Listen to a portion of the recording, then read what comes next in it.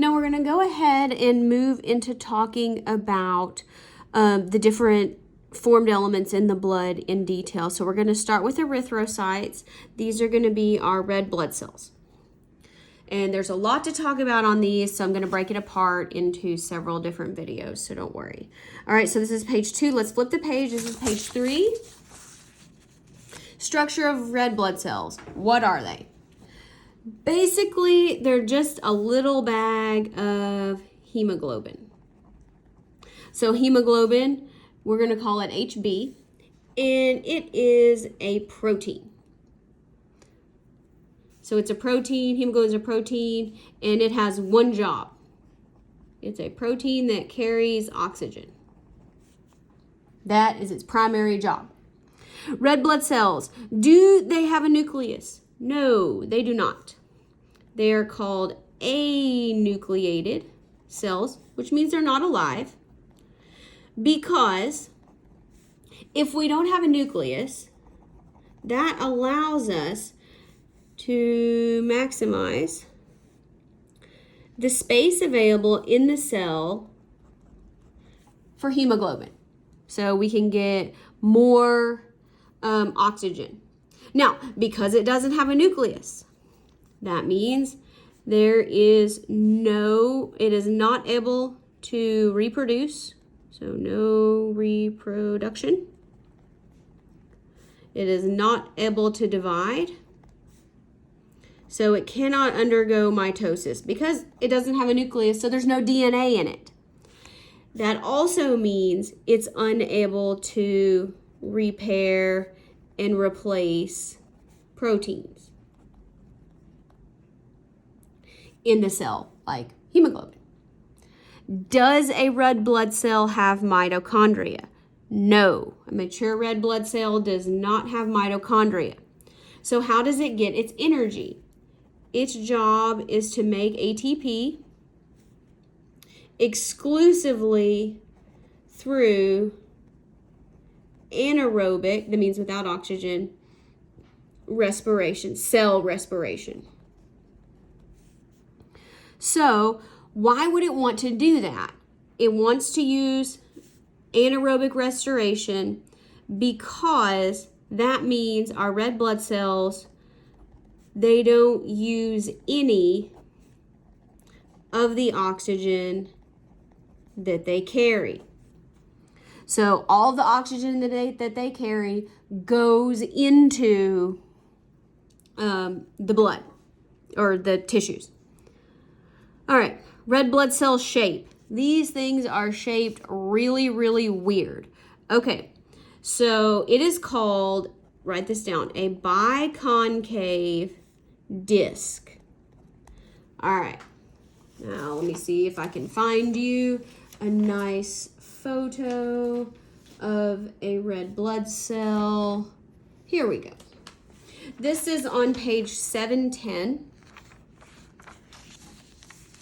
So this is a biconcave disc. So concave means it dips in the middle, but it's going to dip from both directions. So that's if you're looking at it straight on. If you're looking at it from above, it looks like a donut or a Cheerio. Okay.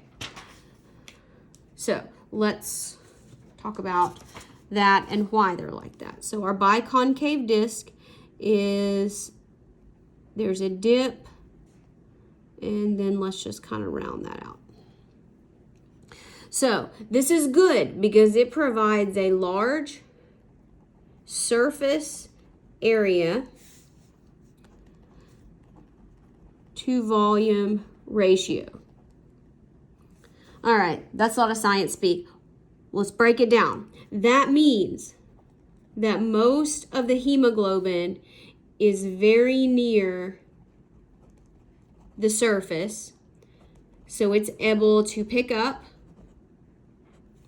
and release, depending on where we are, if we're in the lungs or the tissues, oxygen quickly.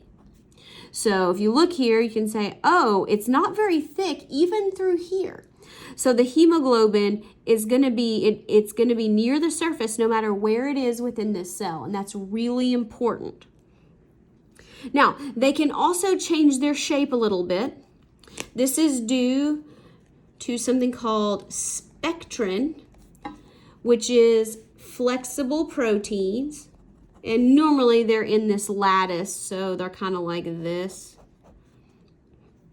But they're very flexible, and they're kind of keeping this shape going right under the plasma membrane, which means they can contort and twist as they go through these capillaries.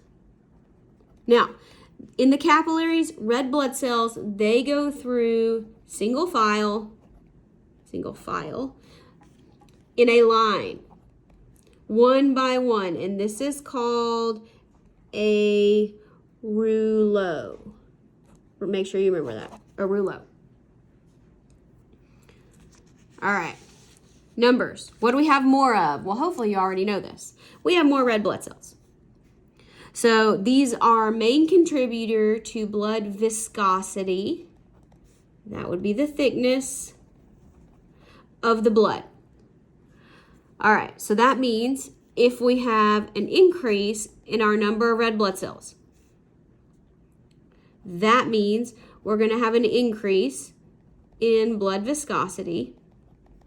Now, if blood doesn't flow as easily, the heart has to work harder it requires more force to push it on through. So that means we're going to have an increase in blood pressure. How that works. Okay, now women have approximately 4.8 million red blood cells per cubic millimeter. So lots of cells, tiny amount. Men have 5.4 million red blood cells in a cubic millimeter. That's a tiny amount. Okay, that would be 1,000 times 1,000, a million, 1/1,000,000th of a milliliter. So very tiny. Now, the average person, we say 5 million per cubic millimeter. So many, many, many red blood cells in your body.